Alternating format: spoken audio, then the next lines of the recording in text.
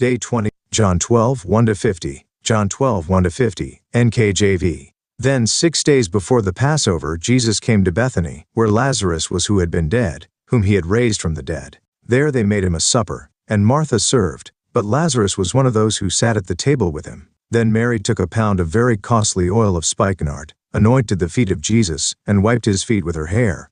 And the house was filled with the fragrance of the oil. But one of his disciples, Judas Iscariot, Simon's son, who would betray him, said, "Why was this fragrant oil not sold for 300 denarii and given to the poor?" This he said, not that he cared for the poor, but because he was a thief, and had the money box, and he used to take what was put in it.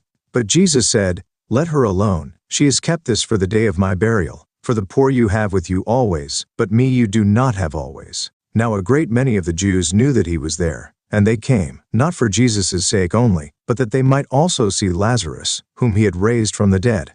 But the chief priests plotted to put Lazarus to death also, because on account of him many of the Jews went away and believed in Jesus. The next day a great multitude that had come to the feast, when they heard that Jesus was coming to Jerusalem, took branches of palm trees and went out to meet him, and cried out, "Hosanna! Blessed is he who comes in the name of the Lord, the King of Israel." Then Jesus, when he had found a young donkey, sat on it, as it is written, "Fear not, daughter of Zion, behold, your king is coming, sitting on a donkey's colt." His disciples did not understand these things at first, but when Jesus was glorified, then they remembered that these things were written about him, and that they had done these things to him. Therefore the people, who were with him when he called Lazarus out of his tomb and raised him from the dead, bore witness. For this reason the people also met him, because they heard that he had done this sign. The Pharisees therefore said among themselves, "You see that you are accomplishing nothing. Look, the world has gone after him." Now there were certain Greeks among those who came up to worship at the feast. Then they came to Philip, who was from Bethsaida of Galilee, and asked him, saying, "Sir, we wish to see Jesus."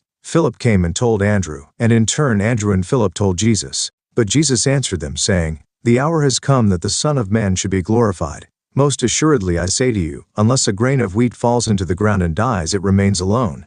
But if it dies, it produces much grain. He who loves his life will lose it, and he who hates his life in this world will keep it for eternal life. If anyone serves me, let him follow me, and where I am, there my servant will be also. If anyone serves me, him my Father will honor. Now my soul is troubled, and what shall I say? Father, save me from this hour? But for this purpose I came to this hour. Father, glorify your name." Then a voice came from heaven saying, "I have both glorified it and will glorify it again." Therefore the people who stood by and heard it said that it had thundered. Others said, "An angel has spoken to him." Jesus answered and said, "This voice did not come because of me, but for your sake. Now is the judgment of this world. Now the ruler of this world will be cast out, and I, if I am lifted up from the earth, will draw all peoples to myself." This he said, signifying by what death he would die. The people answered him, "We have heard from the law that the Christ remains forever. And how can you say the Son of Man must be lifted up? Who is this Son of Man?"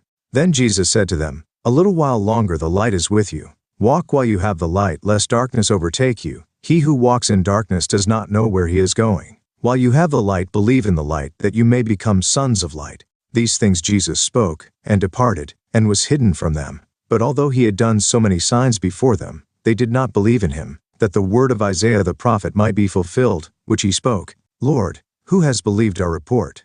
And to whom has the arm of the Lord been revealed?" Therefore they could not believe, because Isaiah said again, "He has blinded their eyes and hardened their hearts, lest they should see with their eyes, lest they should understand with their hearts and turn, so that I should heal them."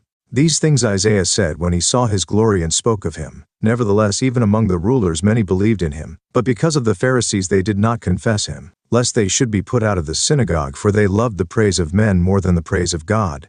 Then Jesus cried out and said, "He who believes in me believes not in me but in him who sent me. And he who sees me sees him who sent me. I have come as a light into the world, that whoever believes in me should not abide in darkness. And if anyone hears my words and does not believe, I do not judge him, for I did not come to judge the world but to save the world. He who rejects me, and does not receive my words, has that which judges him. The word that I have spoken will judge him in the last day. For I have not spoken on my own authority, but the Father who sent me gave me a command, what I should say and what I should speak. And I know that his command is everlasting life. Therefore whatever I speak, just as the Father has told me, so I speak.